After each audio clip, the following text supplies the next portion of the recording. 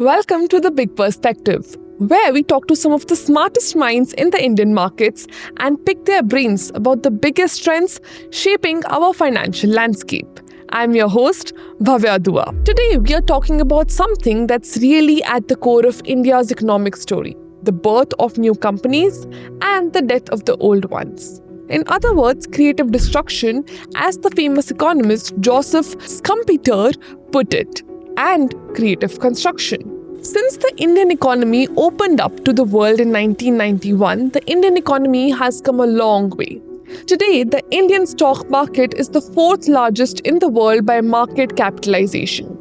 Even though it's dominated by old economy companies, it's slowly starting to change as old dinosaurs give way to new young upstarts. So there's creative destruction at work. But underneath these changes, there seems to be a shift in corporate profits and who's dominating these pool of profits. So why are we talking about all this today?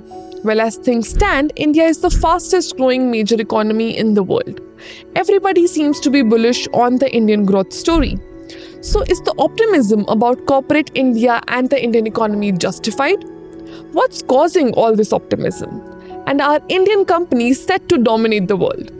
Well, to help us unpack all this, we've got Saurabh Mukherjee with us today. He's a seasoned fund manager and the founder and chief investment officer at Marcellus Investments. He is going to break down how companies are adapting to this tech-driven world, what the shift in profit means, and where the future might take us. So whether you are an investor, a market enthusiast, or just curious about India's growth story, this conversation is going to be packed with insights for you.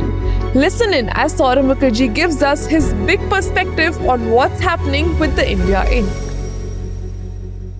So, both at the Sensex level and at the broader corporate universe level, India में सागर मंथन चल रहा है. And Noel Tata and Zudio and Venkat Aslu, the team, created a very cost-effective retail proposition which turns inventory very fast. कपड़े सस्ते बिकते हैं लेकिन दनादन बिकते हैं, right?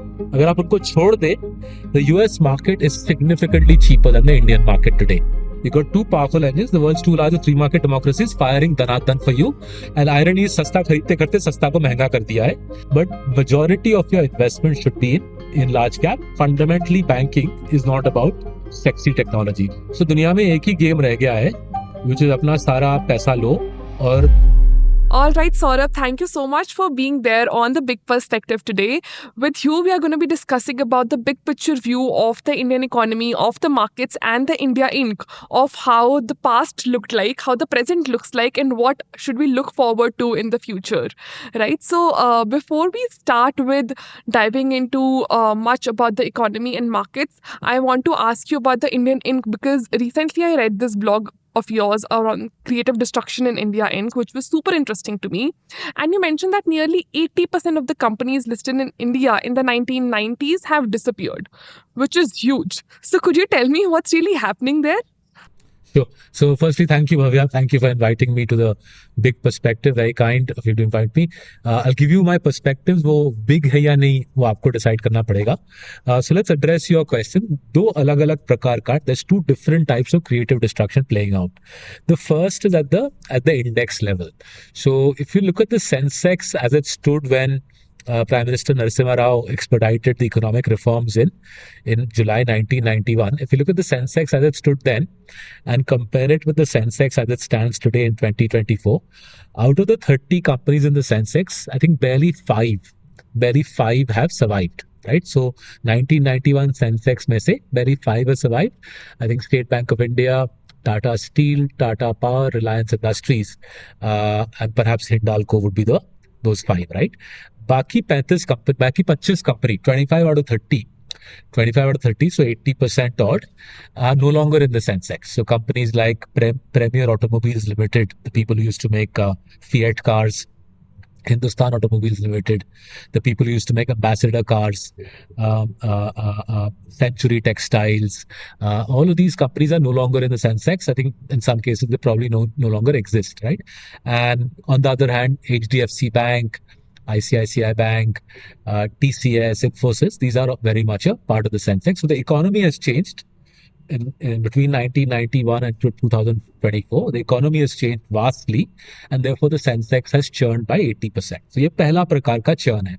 The other type of churn that we are seeing, Bhavya, is the government of India's corporate tax data is suggesting enormous churn in small and mid companies, small and mid corporates in India. So as per government data, 1.4 million companies in India are registered to pay corporate tax. Right? Out of those 1.4 million companies, barely 60,000 are able to make profits more than a crore. The remaining 1.34 million companies are struggling to get by. Either पैसा बनता ही नहीं है, zero profit बनती है, या छोटा मोटा profit बनता है 10-20-30 लाख का, right? So if you look at these 60,000 companies which are having a good run in terms of profitability, 6,000 out of 60,000 have profits in excess of 50 crore. 6,000 out of 60,000 have profits in excess of 50 crore.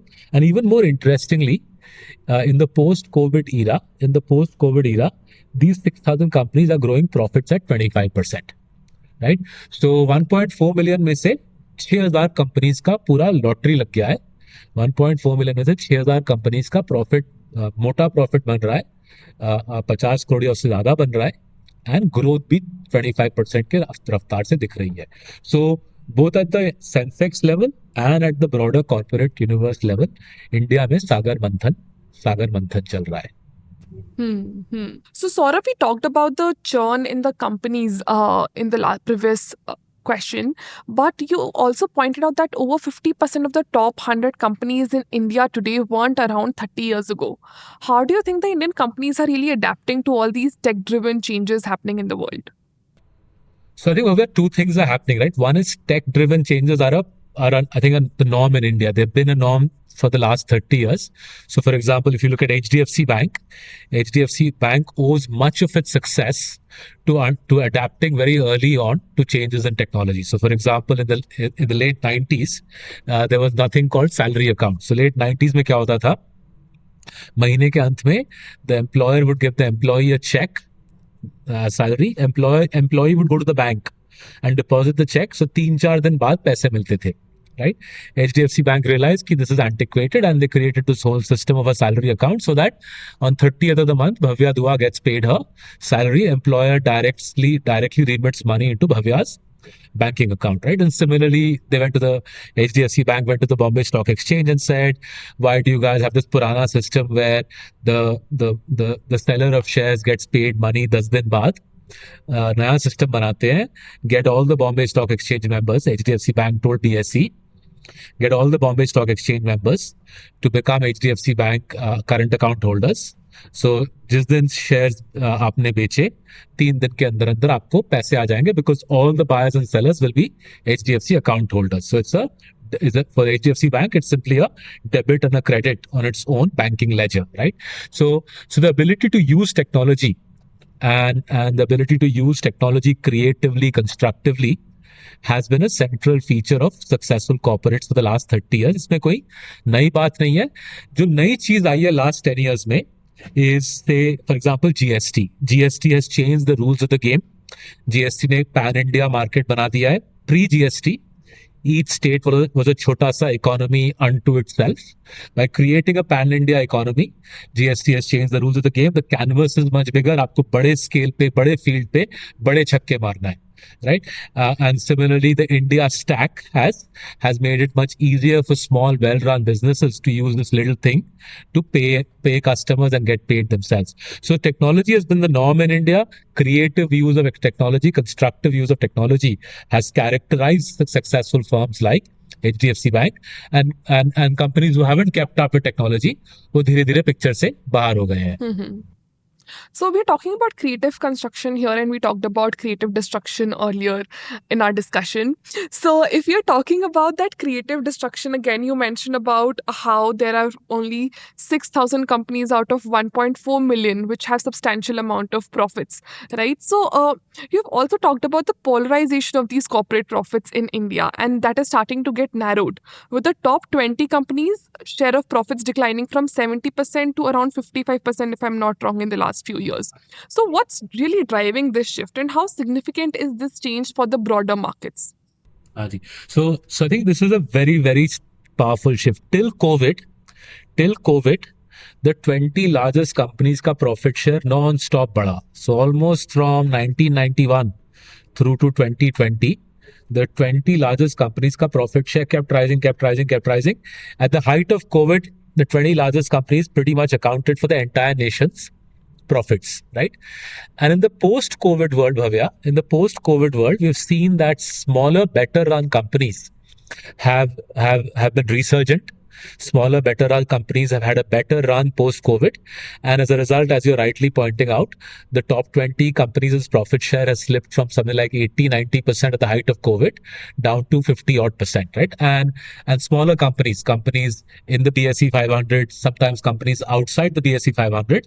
And as I was telling you, basically the top 6,000 companies in India have had a far better run. मेरे ख्याल से Covid के दौरान चार चीजें हुए, 4 things happened which made it easier for smaller companies to have a better run. पहला हुआ that the rise of internet, social media, right, made it easier to use social media and internet as a means of sales and marketing, right? So remember till 2016 we didn't really have cheap broadband. 2016 तक broadband महंगी थी. जियो के बाद cost of mobile broadband fell by I think 80-90%, right? But it wasn't until COVID that companies realized how powerful this was and how much mobile phones and mobile broadband could be used to do sales and marketing, right? And that made it much easier for small companies, including Marcellus. To create a pan-India brand. In fact, your employer, I would also count in that category, which has used social media very effectively to do pan-India sales and marketing, right? पुराने जमाने में आपको 50 साल लग जाते थे pan-India sales and marketing करने में, अब वो time crunched हो गया है. Second thing was UPI was launched in 2016, but the use of UPI took off during COVID, right? And once UPI took off, people said, yeah, why do we go to the bank and why do we pay each other in cash and check? ये सब हटाओ, cash check वगैरह हटाओ. Let's simply pay each other through UPI on the fly using our mobiles. And again, for chota companies who didn't have the means to send someone to collect cash from one end of Bangalore to the other end of Bangalore, from one end of India to another end of India, chota companies who didn't have sophisticated systems to get paid, UPI made it easy for them to get paid. तो पहला था sales and marketing आसान हो गई. दूसरा था payment became costless, frictionless, rapid. And तीसरा जो परिवर्तन आया, once small companies started using UPI to get paid and to pay each other, for banks a ready audit trail started getting created. So even the chai wala outside Bhavya's office or Saurabh's office, the chai wala outside your office would be using UPI to get paid. And therefore, if he wants to go to a bank and apply for a loan, the bank can check कितना धंधा चाय वाले ने किया है, क्या cash flow है इसकी, क्या खर्चे हैं, क्या प्रॉफिटेबिलिटी है, and therefore lending to SMEs absolutely rocketed after COVID. So 2021 और 2024 के बीच 3 साल में SME lending इंडिया में डबल हो गई. स्मॉल बिजनेसेस को फाइनेंसिंग प्राप्त हुई at 10-11%. The same small businesses which used to borrow in the informal sector at 20%, उनकी कॉस्ट ऑफ बोरोइंग आधी हो गई. पेमेंट मीडियम यूपीआई हो गया, कॉस्टलेस हो गया, फ्रिक्शनलेस हो गया. और मार्केटिंग एंड सेल्स का मीडियम सोशल मीडिया, इंटरनेट बन गई, ब्रांड पैन इंडिया बन गए घर में बैठे बैठे, right? This whole upsurge is what started taking profit share away from entrenched market leaders in the Nifty. So that really basically helped the small companies, especially the unorganized ones, to get formalized in the financial sort of an aspect. The UPI. So what you said is absolutely right, but it also helped organized companies who were strong in one sector build an adjacency in another sector. So जैसे उदाहरण के तौर पे आप लीजिए, Trent used to primarily operate around West Side, right? So West Side has around 200 dukaan, and so to people like you and me, they sell clothes. So for example, as I speak to you, I'm wearing a West Side trouser, which is 999 rupees का, ठीक है? तो मेरे घर के पास West Side है, 999 रुपए के मैंने ये trousers लिए. But as we came out of COVID, Noel Tata ji realized that even the gentleman who serves tea and coffee in Bhavya's office, or even the office boy in Marcellus, even they now, courtesy exposure to fashion through this thing, even the blue collar staff in your and my office, even they now aspire to wear the same sort of clothes Bhavya is wearing, right? And if it's a lady, she aspires to have the same sort of, hairstyle, makeup, etc. that you have. So he said, why don't I now create a proposition where the lady who's serving chai to Bhavya can wear much this sort of clothes, this sort of makeup, but at half the prices of what Westside charges. तो करीबन 200, 300, 400 रुपए के price point में Zudio का business बना. Zudio is average selling prices 300, 400, 500 रुपया, right? It's fast fashion, right? 15 दिन में सारा माल बिक जाता है Zudio में. 15 दिन बाद नया सामान आता है, नए डिजाइन आते हैं, मार्केटिंग होती है सोशल मीडिया के जरिए से, and the target audience is younger people who don't have as much money as Saurabh to buy a 999 rupees का trouser, but they want to wear the same trouser but at 500 rupees. So Noel Tata ji ने Zudio बना दिया, and Zudio, as I'm sure you would have heard, is now opening every day. Every day एक नई दुकान खुल रही है Zudio की, करीबन 12,000 square feet, 12,000 square feet. They're opening 220 stores a year, and rocket propelled growth है, because the less privileged section of society also wants to wear the same clothes that the viewers of your programs wear. And Noel Tata and Zudio and Venkataslu, the team, created a very cost-effective retail proposition which turns inventory very fast. कपड़े सस्ते बिकते हैं लेकिन दनादन बिकते हैं, right? 4 to 5 times velocity है.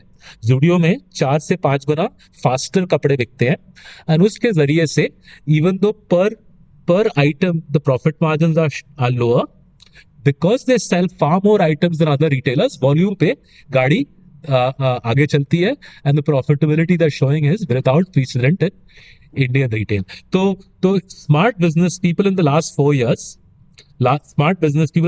years have recreated very disruptive business models in what were thought to be traditional sectors like apparel retailing, right? And Zudio के aggression, उसके प्रहार की वजह से जो छोटा रिटेलर है जो कपड़े बेचता है दिल्ली में जनपथ पे या बॉम्बे में लिंकिंग रोड पे, I am not so sure Bangalore का रेलेवेंट मार्केट कहाँ पे होगा, but there must be a linking road equivalent in Bangalore.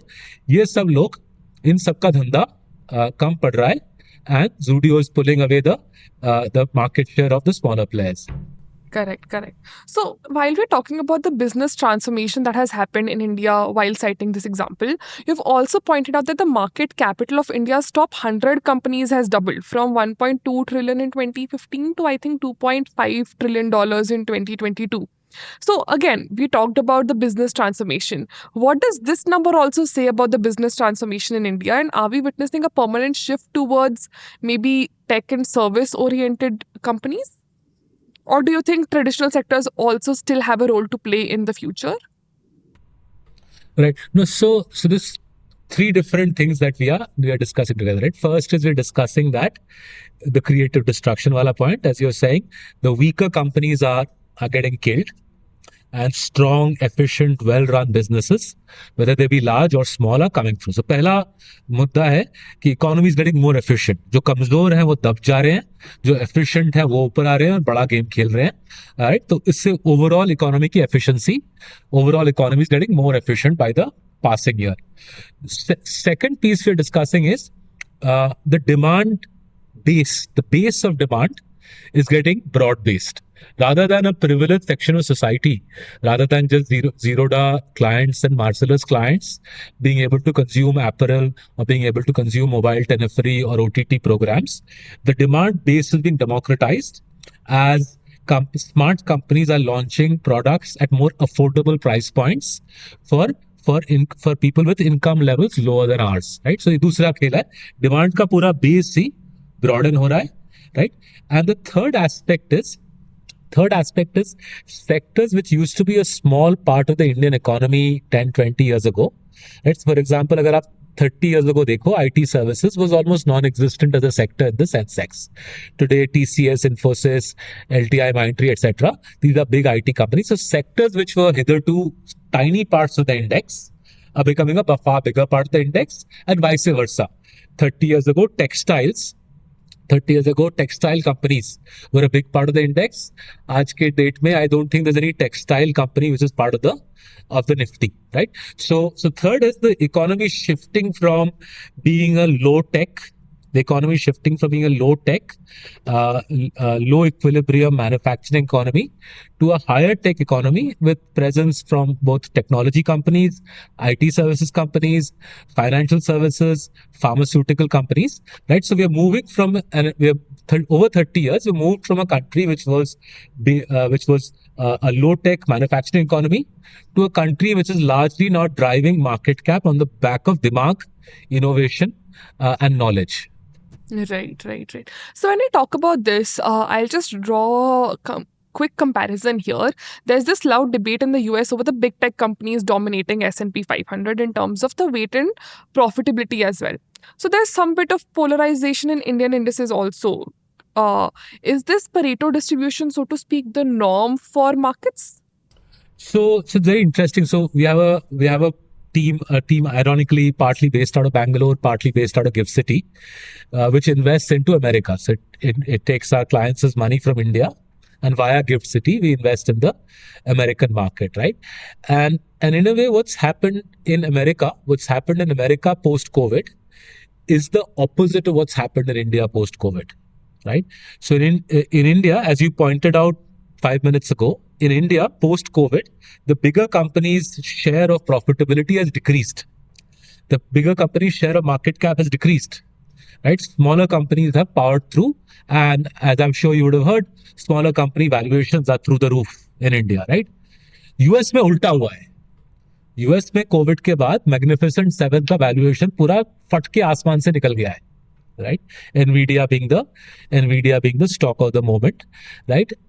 And as a result, in America, you can now easily find mid-cap companies with $100 billion market cap. वहाँ पे $100 billion mid-cap कहलाता है. आपको US में $100 billion market cap की company में आराम से मिल जा रही है हमको, where profit growth is 17-18% dollar terms में, and PE multiple is also 17-18.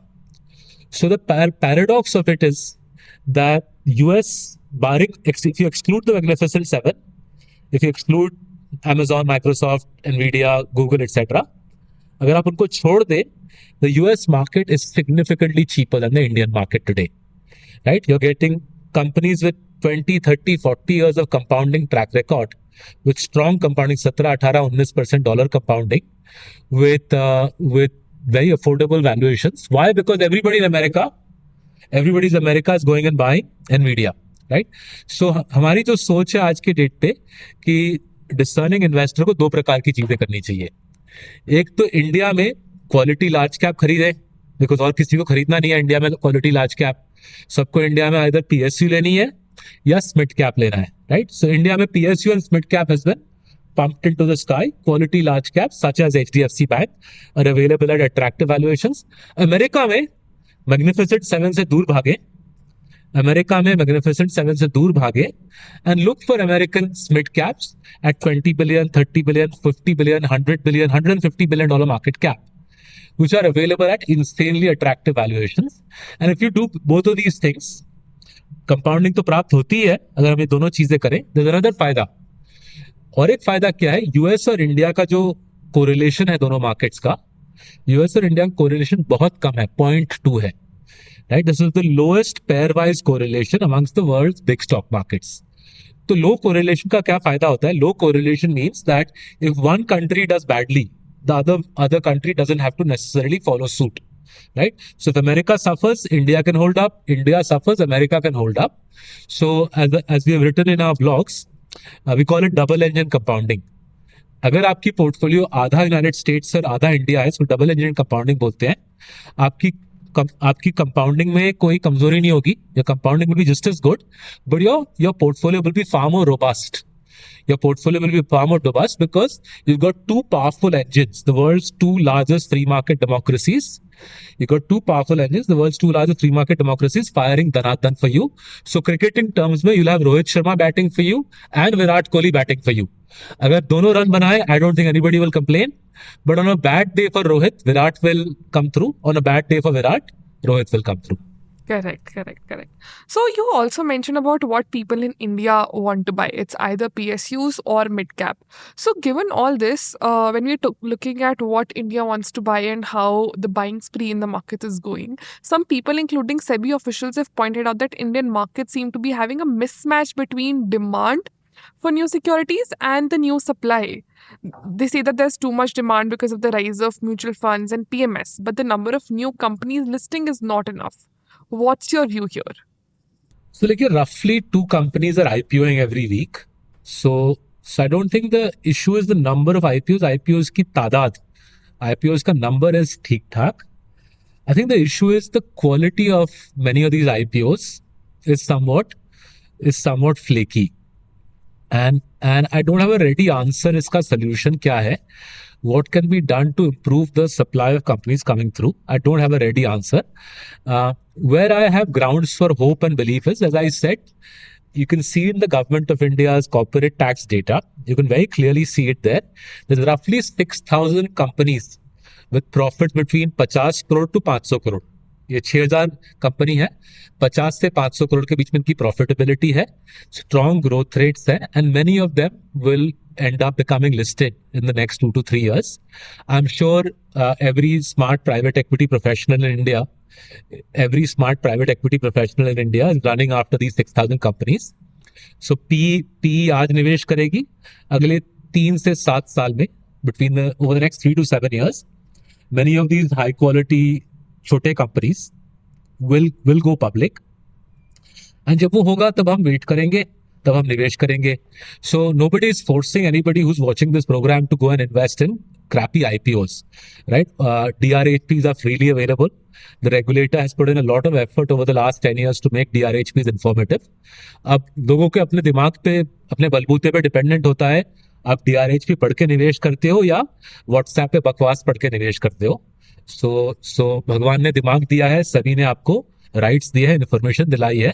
It's incumbent on you to use your brains to buy the right IPOs. And if you buy crap, then you shouldn't turn around to the regulator and start whining, because there are good IPOs coming as well. But I agree that the vast majority of IPOs coming through, there is a question mark around the quality of some of these companies. I hope the quality improves as we go forward. Correct. So when we're talking about the success of these small companies that you mentioned while answering that previous question, I would like to shift a bit from talking about companies and their profits to corporate governance when it comes to these companies.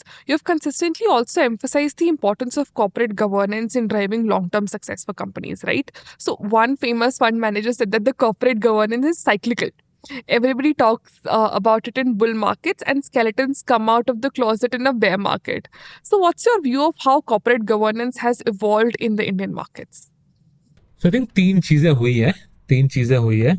पहला, I think the regulator, not just SEBI, but RBI, Ministry of Corporate Affairs, have been very vigilant about this. So several credible steps have been taken to improve corporate governance. For example, I think Ministry of Corporate Affairs around 5-6 years ago created an accounting watchdog in Delhi. So ये accounting watchdog accounting profession को regulate करती है. अगर किसी auditor ने उल्टा सीधा sign off किया, the accounting watchdog takes punitive action against the auditors. So in the last few years, I'm seeing the auditors becoming more scared about signing off on rubbish accounts. पहले क्या होता था, auditors were far more liberal. And अगर थोड़ा सा extra audit fee मिल जाता था, the auditors tended to be more flexible. But courtesy the efforts in the Ministry of Corporate Affairs, I'm seeing far greater caution, conservatism on the audit profession's part, right? And इसी प्रकार के changes SEBI has made. The annual reports you'd have noticed have got thicker, fatter. The disclosures in the annual reports are far better, right? ये पहली चीज है. दूसरा चीज क्या हुआ है? Because our country is so digitally savvy, there are any number of websites, online databases giving you either free access to fairly detailed data on corporate disclosures. काफी तो मुफ्त में मिल जाती है, और थोड़े अगर कुछ के लिए थोड़े बहुत पैसे देने पड़ते हैं. But anybody who's interested in using online resources to do checks on ownership, capital allocation, criminal databases, criminal court databases on promoters, वो सारा डेटा इजीली उपलब्ध हो जाता है. So the digital ecosystem has created far greater transparency on promoter G's activities. And the third aspect has been, as you were pointing out, the proliferation of PMSs, right? So the trade body I am part of, Association of Portfolio Managers in India, हमारे trade body में 250 PMSs members हैं, and from what SEBI says, there's around 415 PMSs in the country.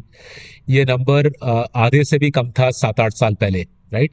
So PMSs are proliferated, mutual fund houses are proliferated, retail investors are proliferated. There are so many more people watching. There are so many more interested parties now watching promoters that yes, there are crooked promoters, but मेरे ख्याल से crooked promoters की तादाद घट रही है. And I disagree with whichever fund manager told you कि quality is cyclical. हम जैसे लोगों को, most fund managers, most portfolio managers know exactly who the chore promoters are. Most of us stay away from them. कुछ लोग लालच में आके शायद घुस जाते हैं चोर प्रमोटर के कंपनी में, बट टेक्नोलॉजी ने, सेबी ने काफी आसान बना दिया है प्रमोटर जी के करतूत को समझना. Now it depends on the portfolio manager. अगर उसको लालच में घुसना है तो घुस सकता है, और he can do what we do, which is ask the promoter difficult questions. And once the promoter start shouting, so किसी के नर्व को आप दबाओगे तो जाहिर है वो चिल्लाएगा. तो जब वो चिल्लाने लगता है तब अपना लैपटॉप बंद करो and just go home and wait for that wicket to fall. Right. So, Abhi, we have discussed about what are the important points of corporate governance, and before this, we also discussed about, when we were discussing about the demand and supply mismatch in the markets, we also discussed what sort of IPOs are coming and how the DRHP is readily available for investors to go and have a look at. So, from a retail investor point of view, if someone wants to invest in a certain company or they want to go for a certain IPO, you said that you need to be smart enough to understand which company to go for and which not. What, according to you, are some of the checkpoints for a retail investor who just wants to enter into the markets or is a nascent one to have a look at? What are the major checkpoints they should look at in that DRHP? So before I go further, one caveat: all the stocks I've mentioned, Bhavya. So through Marcellus' PMSs, I'm invested in these stocks. My parents are also Marcellus clients, so they're also invested. And obviously our 7,000 clients are also invested in these names, right? So मेरा एक self interest है इन सब चीजों में बात करने के लिए. So वो disclaimer मैं दे देना चाहता था. अब आते हैं आपके सवाल पे. So 3 चीजें मेरे ख्याल से करना रीजनेबली आसान है, and I would request anybody who is considering investing in IPOs ये काम किया जाए. पहला है look up the auditor on the company. So a DRHP और an annual report will have an auditor जिसका काम है ये पूरे चीज पे साइन ऑफ करना. सो ऑडिटर का नाम निकाले, ऑडिट कंपनी का नाम निकाले, right? Then check up which other listed companies does that auditor audit, right? So very easy, auditor का नंबर भी होता है, हर एक ऑडिटर का नंबर होता है, नाम होता है. उसको गूगल करके देखे कि इस सरजी ने और कौन से लिस्टेड एंटिटीज को ऑडिट किया है. So if Chamchagiri and Associates have audited 5 other companies, इन सबका शेयर प्राइस धरती में घुस गया है एंड प्रॉफिटेबिलिटी गायब हो गई है, सो लक्षण अच्छे नहीं है, राइट? उस तरीके से हाँ, तो रेड फ्लैग है, थोड़ा सा सावधान रहना चाहिए. ऑन द अदर हैंड, अगर whatever Sagar and associates has audited 10 different listed entities, 5 का अच्छा हुआ, 5 का बुरा हुआ, तो 50-50 का गेम है. if the auditors have had litigation against them by the regulators, you can draw your own deductions from that. तो ये हो गया पहला आसान सा काम, राइट? दूसरा है कंपनी का रिटर्न ऑन कैपिटल कैलकुलेट करें, right? Return on capital calculate करना रीजनेबली स्ट्रेट फॉरवर्ड है. EBITDA, earnings before interest, taxes and amortisation, EBITDA, right? उसको न्यूमरेटर ले और डिनोमिनेटर में कंपनी का डेट और इक्विटी ऐड कर ले. सबसे let's keep the math simple. Capital employed is debt और इक्विटी, शेयर होल्डर इक्विटी जो है और डेट है जो है बैलेंस शीट में, उसको ऐड कर ले, राइट? न्यूमरेटर में ईबिटा, डिनोमिनेटर में कैपिटल एम्प्लॉयड. इसको कहते हैं return on capital employed. If this number is below 15%, right, in the year of the IPO or the preceding year, अगर आपको दिख रहा है ये कंपनी 15% ROC पार करने में दिक्कत होती है इसको, राइट? अगर 15% प्री टैक्स ROC क्रॉस करने में कंपनी को दिक्कत होती है, I would suggest stay away from companies, right. तो दूसरा रेड फ्लैग होगा अगर ROC कमजोर हो, सो auditor pre-tax ROC less than 15%. And the final simple check to do is, obviously the DRHP will explain which sector the company is in. Do a simple Google search of that company and see who else is in that sector. If in that sector there are dozens of players and our latest IPO, the latest IPO is yet another player who's selling something very prosaic, very straightforward alongside dozens of other players, then the prospects are low that it will have pricing power. On the other hand, if it's there's only one or two companies in that sector, and the said company has good return on capital, right? And it seems to have good return on capital for many years, the prospects are greater that this is a company with bargaining power, right? So quite literally, अगर आप कोई plate dish वाली company का IPO देख रहे हो, and you can go to the local shopping center near your house and ask the crockery dealer कि भैया ये कंपनी का नाम आपने सुना है क्या? If he says हाँ सुना है, then ask him ये इसके प्रोडक्ट में कुछ खास है क्या? इसी की तरह और 50 कंपनी है. And it's very effective. Most दुकानदार, most dealers in India very helpful, right? आप ऑनलाइन देख सकते हो, आप दुकान जाके देख सकते हो, दोनों कर ले तो और मजा आएगा, right? So 3 basic checks. Auditor का चेक करें, रिटर्न ऑन कैपिटल चेक करें, and the bargaining power, the dominance of the franchise को चेक करें. If all three check out, nothing like it, you can contemplate seriously thinking about investing. If none of the 3 check out, then best to stay away. And by the way, whatever I explained, we have a book called Diamonds in the Dust. So we've sort of narrated all of this with lots of worked examples, and it's available now in Marathi, in Hindi, and in English. Okay. Sure. I'm sure the people who are watching would want to go and take a look at the book, and so do I.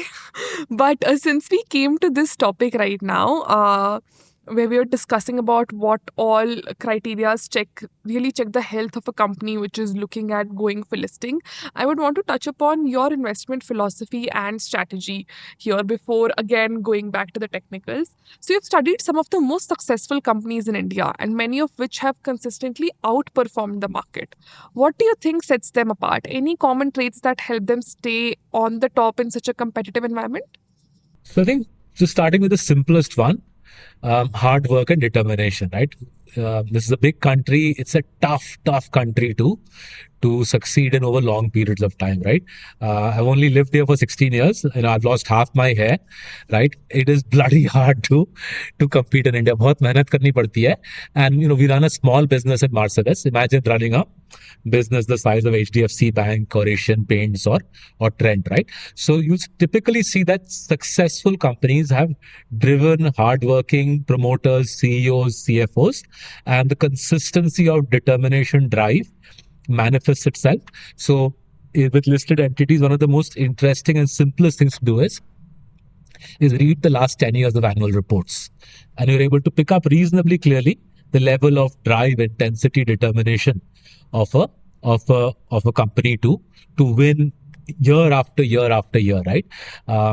Most promoters, most companies, most human beings will say, $100-200 million हो गया यार bank में, $1-2 billion हो गया है, काफी अब आराम करते हैं, right? That's the ordinary human being. The extraordinary promoter will say, 10x in 10 years चाहिए, 100x in 20 years चाहिए, 1000x in 30 years चाहिए, legacy चाहिए, एक कुछ ऐसा करना है कि इंडस्ट्री और देश को बदले, right? That's the first aspect. The second aspect is with extraordinary companies, what you find is not just a determined management team at the top, but you find an ecosystem around them which is committed, driven, devoted, right? So उदाहरण के तौर पे अगर आप Titan का main product है तनिष्क की jewellery, several Tanishq franchisees are Marcellus clients, and the Tanishq franchisees' work ethic, professionalism, focus, determination is several notches higher than any other franchisee in the jewelry sector, right? Similarly, if you look at Titan का जो दूसरा जो original Titan brand है, घड़ी वाली Titan वाली brand. Many of the original Titan घड़ी वाले franchisees went on to become Tanishq के franchisees. More recently, they have launched a premium sari brand called Taniera, जहाँ पे 10-20-30 हज़ार रुपए की साड़ी बिकती है.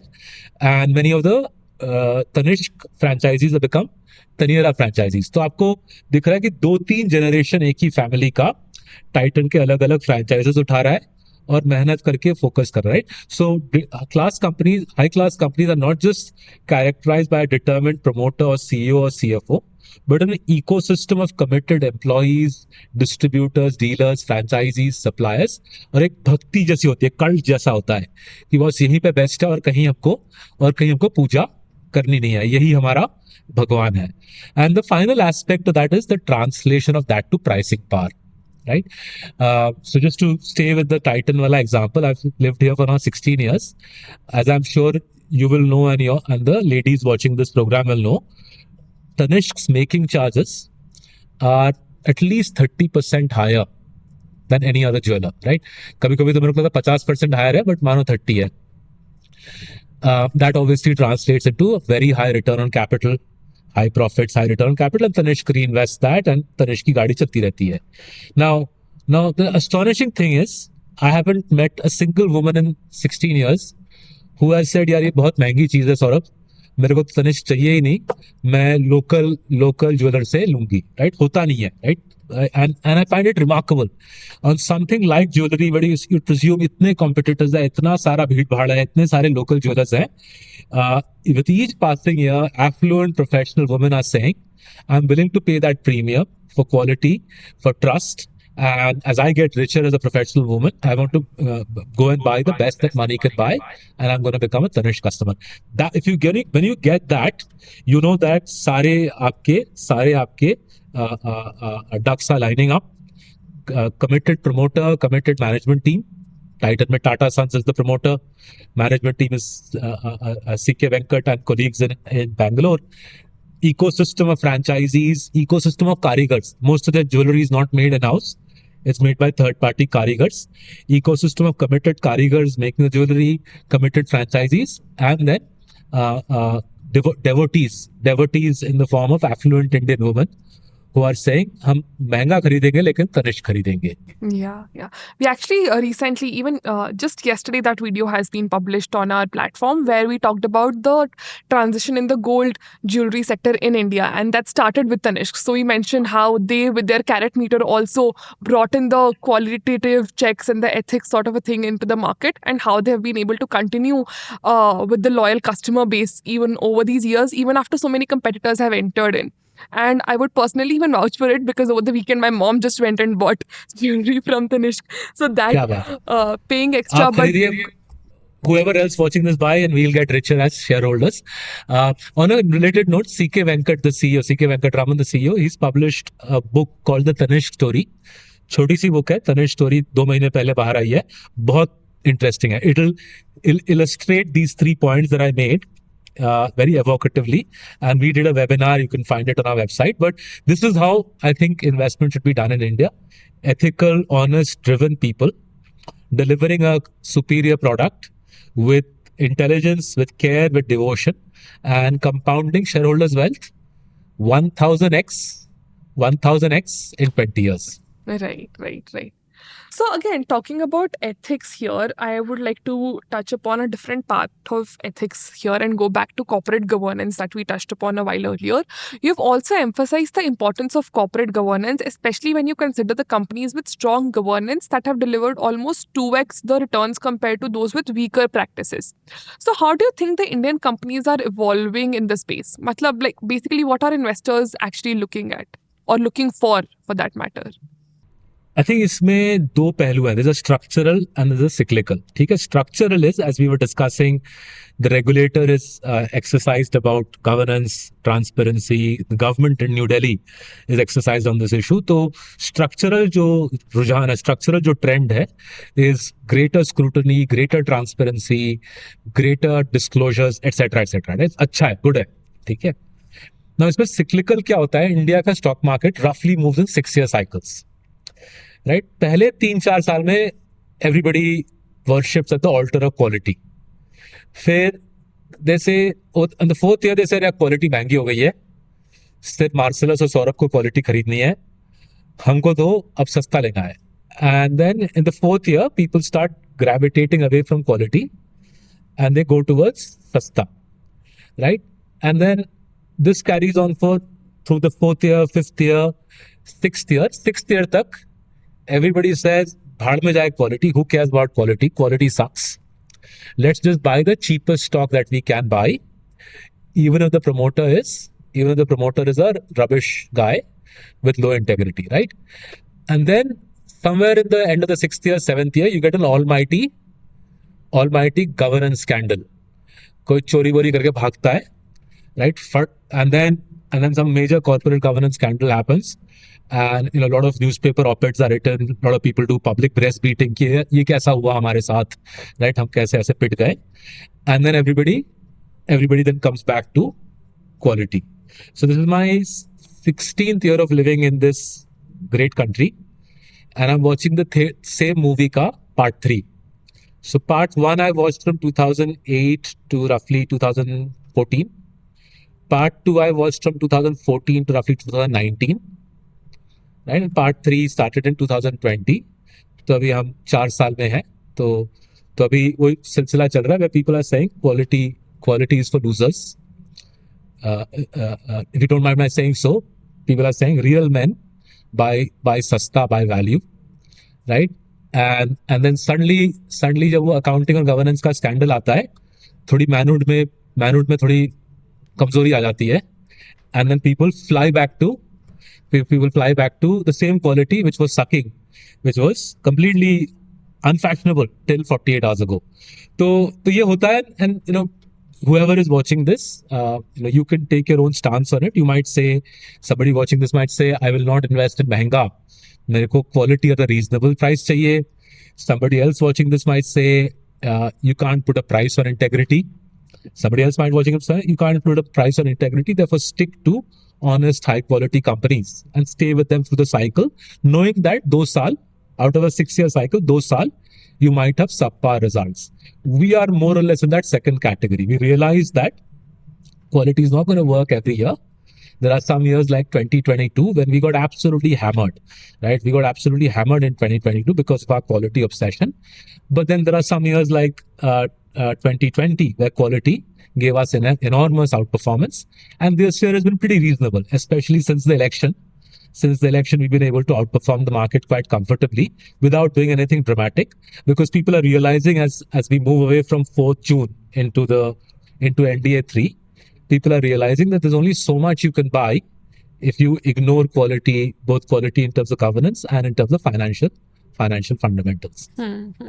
So talking about these fundamentals, you mentioned that despite the strong fundamentals, Indian mega caps are currently trading at relatively attractive valuations, and with many of them also having a good price to earnings ratio which is below 25x. So do you think this creates a unique buying opportunity right now, especially as the global investor sentimental seems to be shifting more towards stable blue chip companies? So I think I'll try to recall the numbers off the top of my head, but roughly it's as follows. I think the 20 largest companies in India by market cap, their profit share today and 10 years ago was roughly, I think 47%, right? So करीबन 45% of देश की profitability 20 largest companies से आती है. But their market cap share, the profit share is much the same over 10 years, but market cap share has dropped very sharply over the last 10 years. 10 साल पहले, the 20 largest companies accounted for 45-47% of the market cap of the country. Now they are down to, I think, 30-35%. And therefore the mega caps, an HDFC Bank as an example, a TCS as an example, these sorts of companies, their share of market cap in India hasn't been lower. So if you want to simplify it even further, the 20 largest companies by market cap, उसमें से अगर आप public sector हटा दें, जैसे SBI हटा दें, Coal India हटा दें, then the trend is even starker still.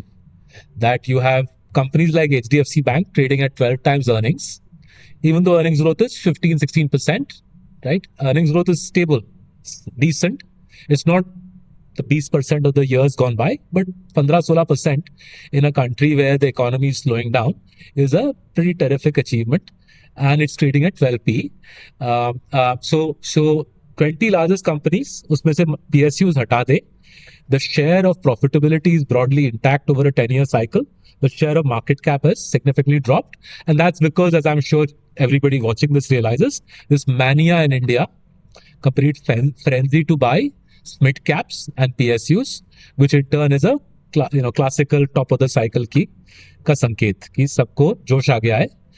Everybody now wants to buy the cheapest stock they can get. And irony is सस्ता खरीदते करते सस्ता को महंगा कर दिया है. And the सस्ता stock has become महंगा without the attendant fundamentals to justify that valuation. Correct.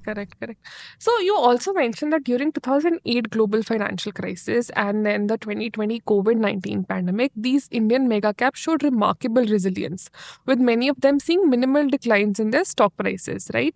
So could you share a bit more about how these companies managed to stay strong during these such turbulent times? Like, what were the things that they followed that kept them afloat, and what makes them so resilient compared to smaller firms?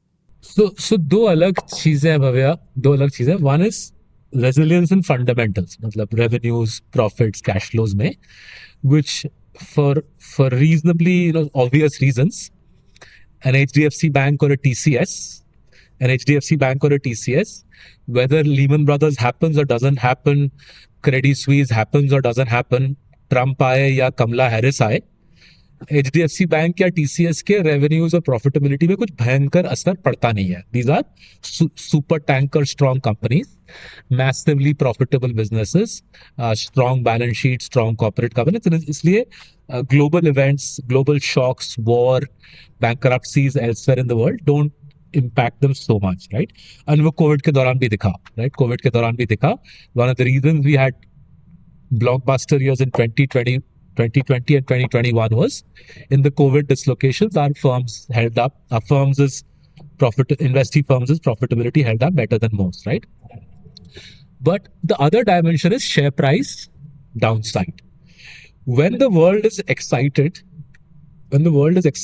as we were discussing 2 minutes ago, when a stock market is in a bull market frenzy, investors start buying more sasta and more sasta, and eventually they end up just buying fundamentally weak, low quality companies.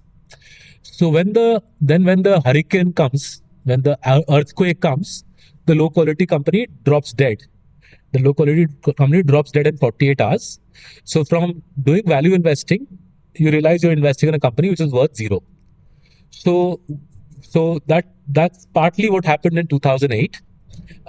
2008, Lehman Brothers came after a frenzied 4-year bull run, by the end of which people were willing to buy any rubbish. In 2007, if you wanted to IPO a company, say we're growing flowers in a garden in Bangalore, and you wanted to IPO it in 2007, you would have got a massive valuation, right? So obviously, rubbish companies went public in 2007.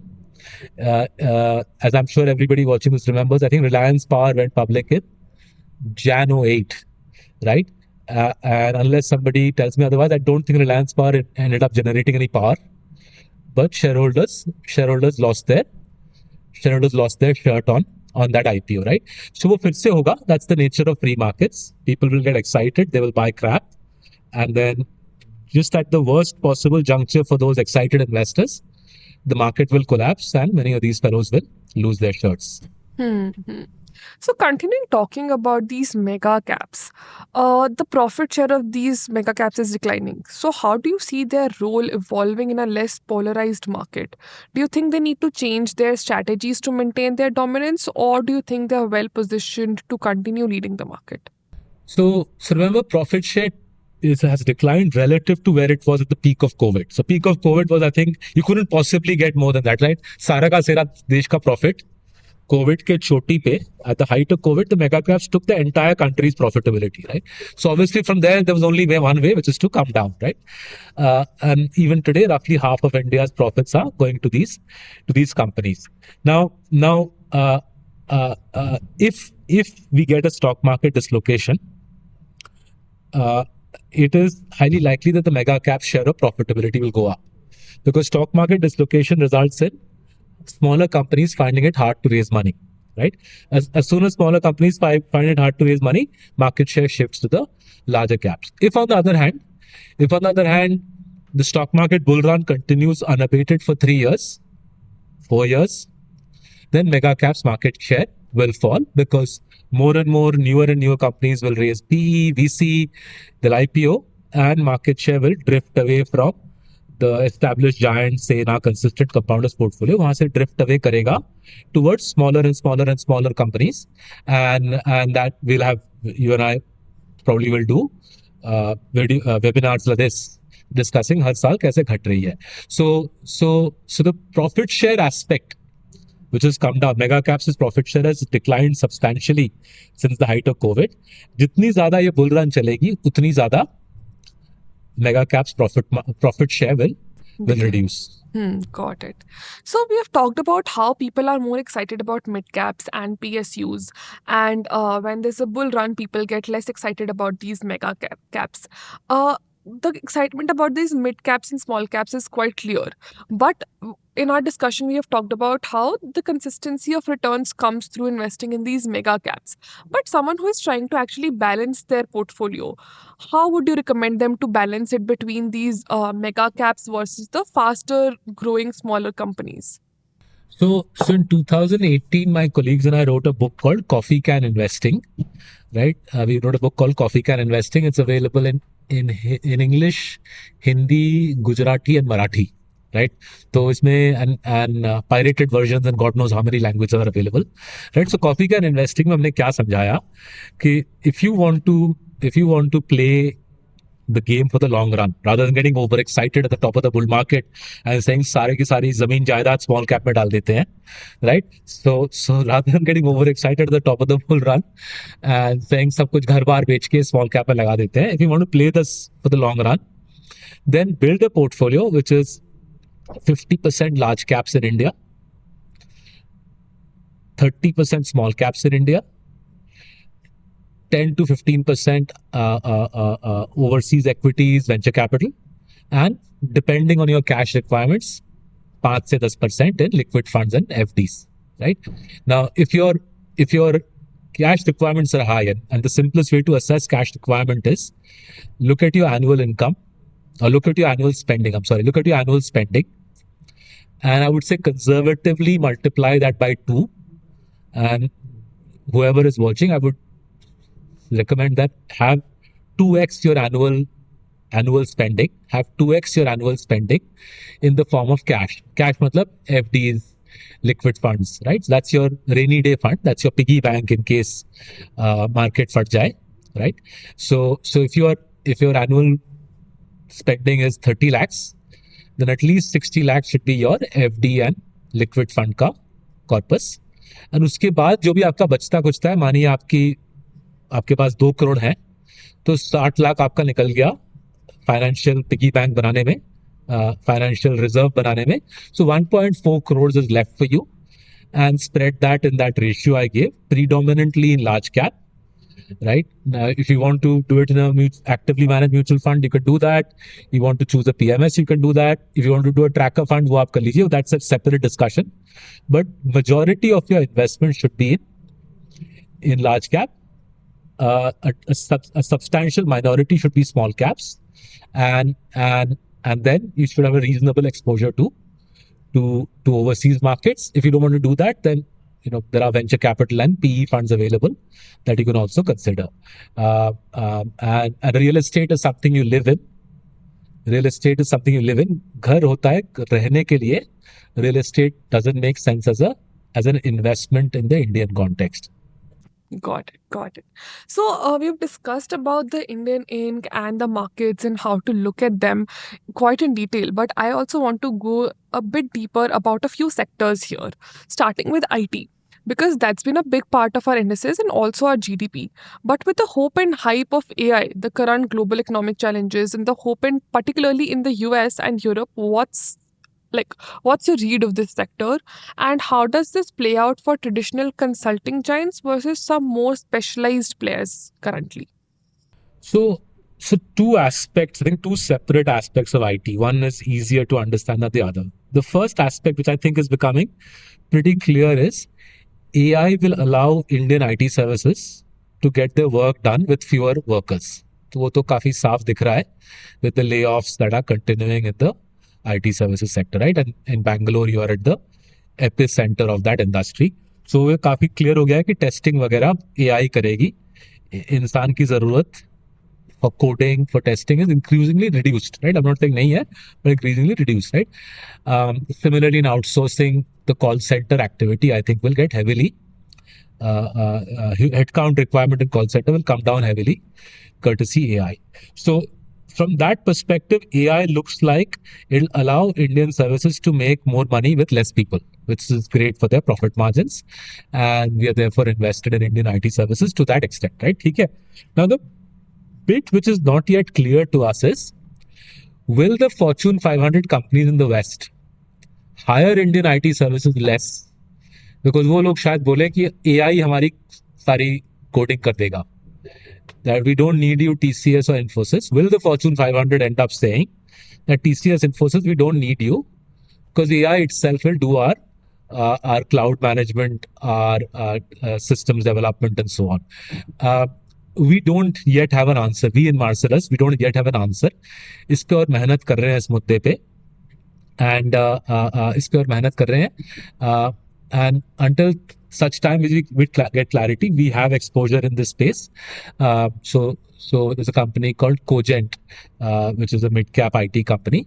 We bought it a while back, and we're continuing to hold it. But yes, we are trying to figure out, will the demand for Indian IT services itself fall because of AI, right? So the first effect is clear. AI will increase profit margins of Indian IT services firms. What is not clear is, will AI give Indian IT services companies more work or less work? Correct. That's true. Another sector here, apart from IT, that I want to talk about is banking, because that seems to be somewhat at an inflection point too. So, which credit growth has been, which credit growth and banks seem to be losing? And then where's the evergreen threat of fintech, which hasn't materialized so far? So considering you run a financial fund, what's your read of the current banking sector? देखिए, no country in the world has fintech been able to displace banking in the sense of lending and taking CASA.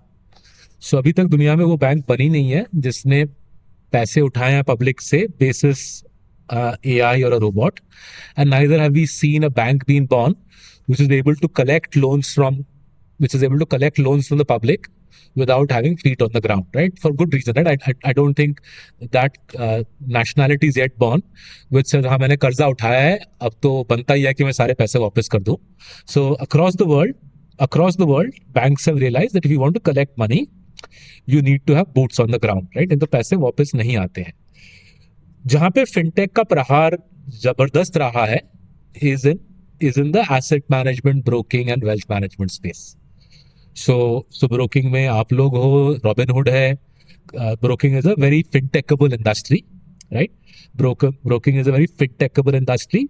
Even wealth management में West में betterment है. India में भी काफी लोग wealth management को robo और AI में डालने का कोशिश कर रहे हैं. I'm sure अच्छा करेंगे. So wealth, asset and broking में fintech चलता है. But पैसे बांटने और कलेक्ट करने के सिलसिले में वहां पे it's not that easy to say ये मैंने कोड बना दी है, अब ये चलेगी बैंक, मैं जाके गोवा पे बीच पे आराम करूंगा, राइट? वो होता नहीं है. And with regards to market share, therefore the people who have gained market share in India are the people who are gaining market share in India over the last 20 years. So HDFC Bank is the star turn. तो last 5 साल में both sides of the balance sheet, HDFC Bank has gained 1% each year. So I think 5 साल पहले HDFC Bank on both sides of the balance sheet was 7%. Today it's 12%. No other bank in India has remotely been able to keep up. And whilst I would love to see HDFC Bank being described as a tech savvy bank, वो शायद ज्यादा हो जाएगा बोलना. So without being tech savvy, HDFC is winning more market share in Indian banking because fundamentally banking is not about sexy technology. Banking is about conservatism, caution, prudence, reliability, honest people. And HDFC Bank has done a good job of that on both sides of the balance sheet, and hence market share gains are रहे हैं. And as I'm sure those watching will know, they have said हर साल 1200-1300 branches खोलेंगे. It's an enormous amount, right? 1200-1300 crazy amount, and they're doing that, right? So in an era which is supposed to be tech ka era, HDFC Bank is doubling down on bricks and mortar, and I think that's the right thing to do. Right. Again, now moving on from the sector specific discussion to what you were talking about just a while back about the current market valuations. The Indian stock markets have been hitting all time highs. There's been increasing chatter about the overvaluation. So, how do you view the current market valuations, especially when you consider metrics like Nifty P ratio? Do you think that we are in a bubble right now, or are these valuations justified by the underlying fundamentals? Okay, let's start with the easiest part of this. I think in BSE small cap and Nifty small cap, it's very difficult to see anything other than a risky situation from a valuation standpoint, right? Hundreds of small cap stocks have doubled, tripled in the last 2 years without any fundamental basis for that doubling, tripling, right? वो सबसे difficult मेरे ख्याल से valuation का मुद्दा वहां पे खड़ा हुआ है. When it comes to the Nifty, I think it's a game of two halves. As I said a few minutes ago, Nifty में quality वाला piece reasonable valuations पे trade कर रहा है. It's the Nifty PSU and the sectors like power, infrastructure, metals, जहाँ पे सरकार की involvement ज़्यादा रहती है, right? Power, infrastructure, metals, real estate, यहाँ पे सरकार की इन्वॉल्वमेंट ज्यादा रहती है, वहां पे both private sector and public sector companies valuation seem to be in some stratosphere which is hard to understand. So अगर if you take our portfolio, let's take CCP, let's take consistent compounders as a straightforward proxy of decent quality large caps. Our portfolio's forward PE will be around 35 and earnings growth quarter after quarter 25 के आसपास आ रही है, right? So आप 35 PE दे रहे हो पर 25% earnings growth. Nifty की PE is around I think pushing towards 25 and earnings growth अगर 10% आ जाए अगले 12 महीने में, I think that will be a tremendous outcome.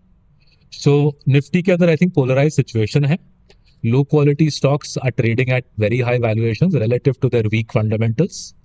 And I think the quarter gone by, many of the large names of the Nifty had weak earnings. And high quality in the Nifty, back to your mega cap point, high quality mega caps are trading at very sensible valuations and they've had decent delivery of numbers.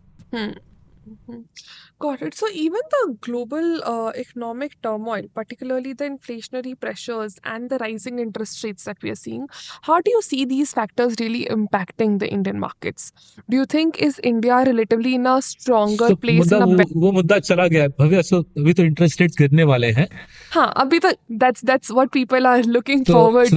the reason I know this very well is 2022 and first half of 2023 हमारी पिटाई उसीलिए हुई. Right, we got hammered into the ground because as you're saying उस जमाने में 2022 and first half of 2023 Russia Ukraine का युद्ध शुरू हुआ, मेटल्स के भाव डबल हो गए, तेल का भाव डबल हो गया, इन्फ्लेशन 9% चली गई, फेडरल रिजर्व ने 5.5% से ब्याज दर बढ़ा दिए, राइट? इन्फ्लेशन आ गई, इंटरेस्ट रेट्स आ गई और हमारी पोर्टफोलियो पूरी पिट गई अच्छे से. 2022 और 2023 से देश में लाखों लोगों को खुशी हुई कि मार्सलिस की पोर्टफोलियो पिट गई. हमको ऑब्वियसली खुशी नहीं हुई, but we learn our lesson. We realise कि ऐसा होता है कि अगर आप महंगे स्टॉक लेके बैठे रहते हो और उसके बाद वॉर, इन्फ्लेशन, इंटरेस्ट रेट्स की बढ़ोतरी आ जाती है तो हम लोग वल्नरेबल बन जाते हैं. So last 18 months gradually inflation across the world has cooled of. India itself CPI 3% के आसपास आ गई है, अमेरिका में भी CPI.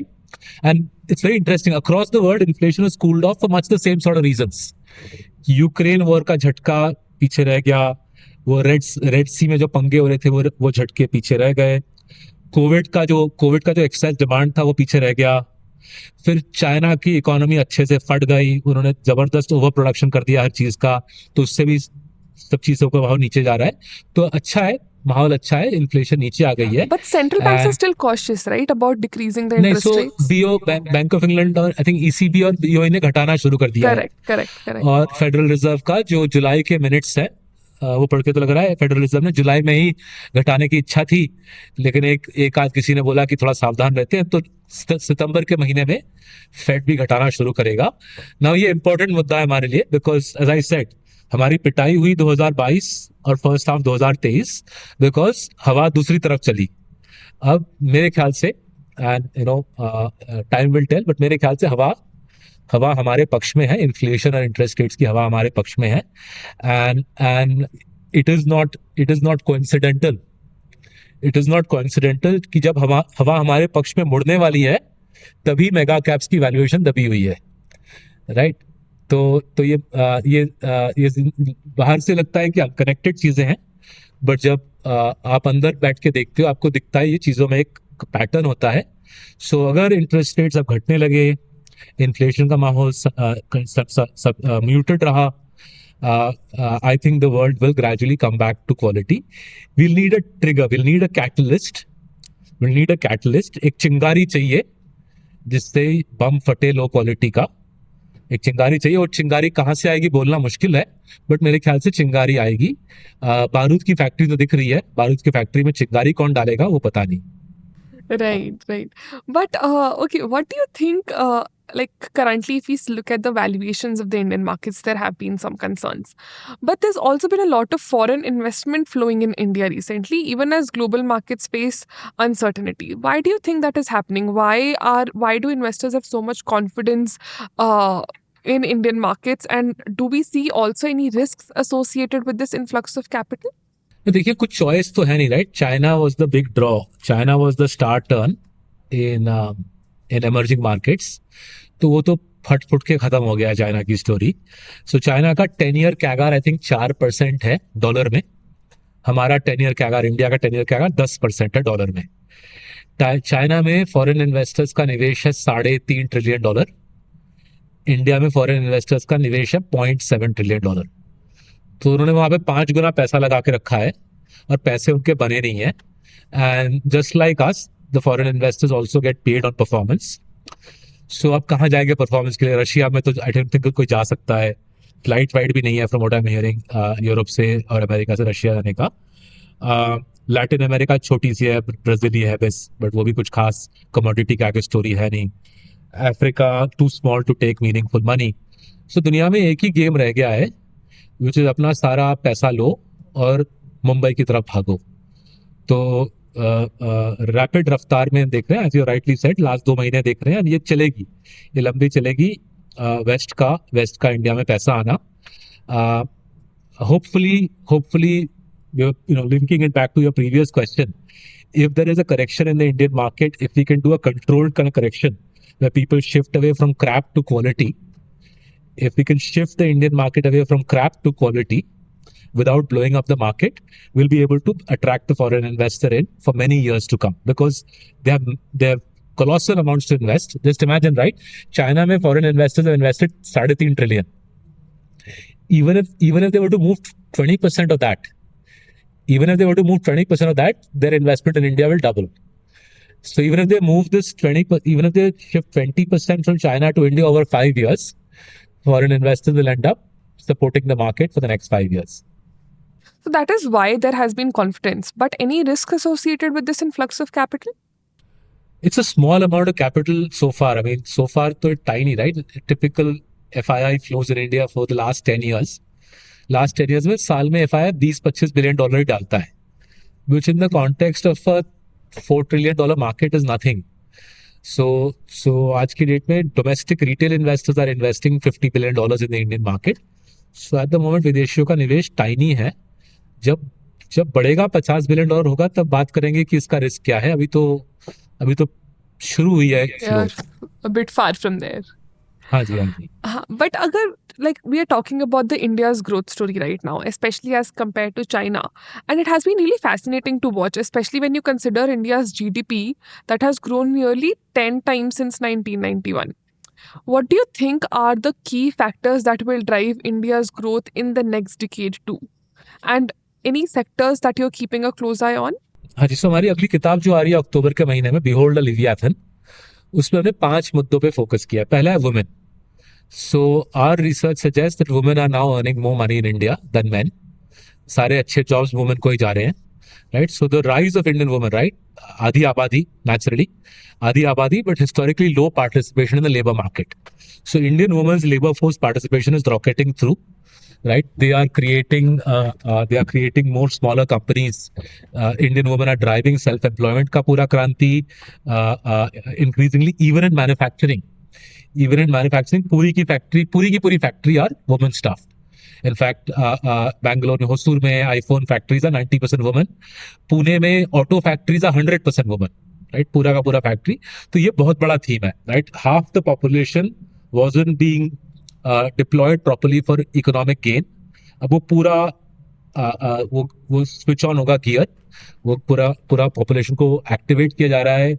Smart, educated, articulate, hardworking, clever women joining the workforce, creating companies, तो बड़ा पैसा कमाने को मिलेगा, right?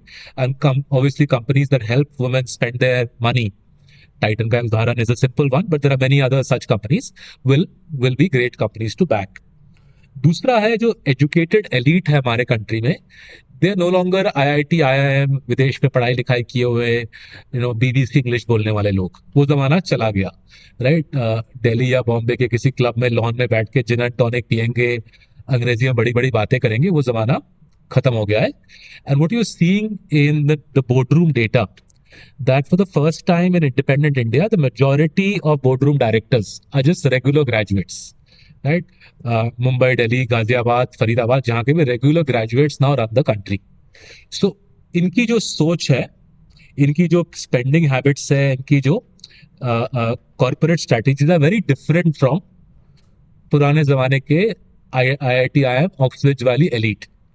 So their wealth they're managing their wealth, helping them spend money, helping them build companies, helping them get their families educated. Massive amounts of wealth to be created there in catering to the newly educated elite whose behaviors, practices are very different from पुराने जमाने के जो elite थे, right? Third trend है peninsular India, South India, जहाँ पे आप बैठे हो, जहाँ पे कुछ हद तक मैं बैठा हूँ, right? So the 7 southern states, I'm including Maharashtra as a southern state. The 7 southern states, including Maharashtra, account for a quarter of the population, half the GDP, and 2/3 of the growth. So सारा action यहीं पे है. दुनिया का fastest growing part of the world है. And our job, your job, is to find high quality companies who are operating in these parts of the world. High quality companies which are operating and catering to rapidly growing demand in your part of the world, right? So I'd gone to Bangalore yesterday on work. Bangalore में एक taxi driver से जो आप बात करके सीखते हो, या चेन्नई में, हैदराबाद में जो टैक्सी ड्राइवर से बात करके सीखते हो, वो दर्शाता है किस हद तक साउथ इंडिया बाकी देश से आगे चला गया है, राइट? उनकी नॉलेज, उनकी सीख, उनकी रीडिंग माइंड ब्लोइंग है, राइट? साउथ इंडिया की जो क्रांति है माइंड ब्लोइंग है. So investing in companies which are over indexed, investing in companies which are over indexed in South India होगा तीसरा बड़ा trend. This is the fastest growing region in the world and it will stay the fastest growing region in the world for many years to come, right? चौथा trend है China plus one. China ने US के साथ झगड़ा कर लिया है. China is 10 times bigger than us in many industries. And therefore, even if we take 10% market share from China, our sectors, many sectors in India will double. तो हमारी focus 3 sectors पे है, mobile phone manufacturing, medical devices manufacturing और दवाई की active pharmaceutical ingredients की manufacturing. ठीक है? So again a lot of that action is either in south India और इन गुजरात, राइट? सो दवाई, मेडिकल डिवाइसेस और मोबाइल फोन्स, राइट? ये 3 sectors alone can give us $300 billion of GDP, just 10% extra GDP in the next 4-5 years, right?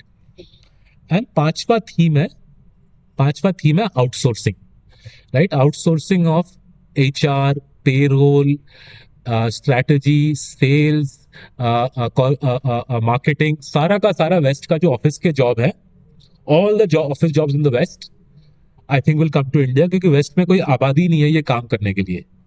Waste में जो भी थोड़ा सा दिमाग रखता है वो उसको आइदर वॉल स्ट्रीट में काम करना है और सिलिकॉन वैली में काम करना है उसको, राइट? तो उसको HR की जॉब या मार्केटिंग जॉब करनी नहीं है, राइट? सो ये सारे jobs will come to India. So just to broadly do some basic market sizing, the outsourced global capability sectors in India currently is a $200 billion ecosystem. मेरे ख्याल से $1.5 ट्रिलियन बन जाएगा 5-6 साल में, राइट? 6-7-8 गुना ये बड़ा होगा. So there are 1,600 global capability sectors in India. Every week, 2 new GCCs are opening. Every week, 2, right? And fascinatingly and encouragingly, they're no longer opening in Bangalore and Gurgaon. They're opening in Tirunelveli, Coimbatore, Indore, Nashik, right? Second tier, third tier cities which have affordable housing, airports, clean infrastructure, and good for those cities, good for the country. And ये बहुत बड़ा theme है. तो 5 बड़े theme, इसको हम Wesco बोलते हैं. Women, education, south India, China, outsourcing. Wesco का जमाना है. 10 साल इंडिया को ये खींचेगा, वेस्को का theme. Women, education. So you said women, education, South India? China plus one. Yes, and and outsourcing. Correct. So I think that was a really nice takeaway from this conversation. But before we wrap this up and before we let you go, even though I'm aware we have kept you here with us for a really long time, one thing that I really want to ask you is that, as you mentioned, you have been following and investing in the Indian markets for years now. We have talked about the present trends and the future trends you're looking at, but what were some of the past trends and developments that you witnessed that shaped or influenced your investing approach? I think 3 things. I'll talk about 1 negative and 2 positive. Pehla hai, I migrated here in 2008 and I saw in 2009, 2010, right, wo pura Colgate scam, 2G scam. I saw lots of large companies just disappear in 2 years, right? Mega caps. And I was new and I used to read their annual reports and I say, yaar, ye to chor lag raha hai mere ko. And I'd speak to other fund managers and they would say, नहीं तू बाहर से आया, बेवकूफ है, तेरे को पता ही नहीं, ये सब दिग्गज प्रमोटर है, बड़ा गेम है. And I would think, यार ये तो बड़े फंड हाउस में बड़ा काम कर रहे हैं, इनको तो जरूर पता होगा. And I would look at the annual report and say, this is a big company, but he's stealing money and there's nothing in the business. And I saw those companies disappear, right? पूरे के पूरे companies साफ हो गए. Many cases, the promoters ended up in prison or they ran away to London or whatever, right? So that's where this whole emphasis that we have to invest in honest companies, right? वो bull market हो, bear market हो, peacock market हो, मेरे को कुछ आता जाता नहीं है. अगर मालिक चोर है, and हमको, we have got a very strong team to figure that out. So in fact, before I began this video call, we were discussing a very, very profitable company, Mumbai की कंपनी, जबरदस्त पैसा बन रहा है. बट मेरे colleagues ने आके मेरे को व्हाइट बोर्ड में समझाया कि ये चोरी कर रहा है पैसा. And we gonna go and meet him and will ask him, this is how you think you are stealing money. Now it's unlikely he will say, हाँ सौरभ बिल्कुल आपने ठीक बोला, मैं पैसे चोरी कर रहा हूँ. He probably shout at us and throw us out of his office. But then we will know that he is indeed stealing money and we will stay away from him, although the stock price might go through the roof, right? पहली सीख थी कि चोरों के साथ आप निवेश नहीं कर सकते, राइट? करोगे तो मैं भुगतूंगा, जो भी फौज कर रहा है, जो करेगा तो भुगतेगा. And then to flip it on its head, when you find highly driven, intelligent, honest, ethical people, and you can see that over the last 5 years, they've done excellent work. You can see it in the published financial statements. It's not very easy to go and meet their employees, ex-employees, distributors, dealers, rivals. And you realize that this is a class promoter. मेहनत करके, दिमाग लगा के, अच्छी company बनाई है, अच्छी team बनाई है, प्रोडक्ट अच्छी है, इकोनॉमिक्स अच्छा बैठता है. सो अगर आपको वैसा मिल जाए, इवन थोड़ा सा महंगा भी लगे, तो मेरे ख्याल से लेना बनता है. That was the second thing, right? अच्छी चीज आपको मेहनत करके मिलेगी, पर जब यू फाइंड इट, डोंट डिली डाली सेइंग या महंगा लग रहा है, पी हाई है, आप निवेश करके फिर you're giving yourself the chance to ride with a class operator. And the third aspect I learned was not to get too carried away by जो भी माहौल चल रहा है, राइट? कभी लोग एक्साइटेड रहते हैं, कभी लोग मायूस रहते हैं. Very very emotional society, and because the stock market is everywhere. हमारे नेबर्स में, हमारे फैमिलीज में, हमारे रिश्तेदारों में बहुत आसान है to get carried away with the बहती गंगा एंड से अब कूद जाओ, सारा घर बार बेच के लगा दो मार्केट में, या बहुत सब खत्म हो गया, अंधेरा ही अंधेरा है, मार्केट तो घुस गया. सो stay detached from investment to a certain extent, which is why writing books, reading books helps us keep a distance between ourselves and this kind of hype cycle around the market. So markets में निवेशित रहिए but detached रहिए, अच्छे promoters को खोजिए, अच्छे businesses को खोजिए, और naughty businesses से, naughty promoters से दूर भागिए. All right, got it. I think that was a really insightful, long, in-depth conversation that we had with you about economy, markets, companies, and what retail investors can also actually figure out. Those checklists that you've provided, I think that's helpful for everyone, whether at whatever stage of investing in their life.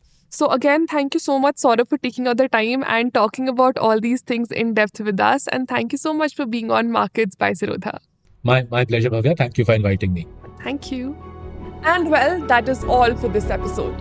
I hope you are able to take away some insights from this interesting conversation that makes you feel a bit more smart. And well, stay tuned for such insightful big picture perspectives every week.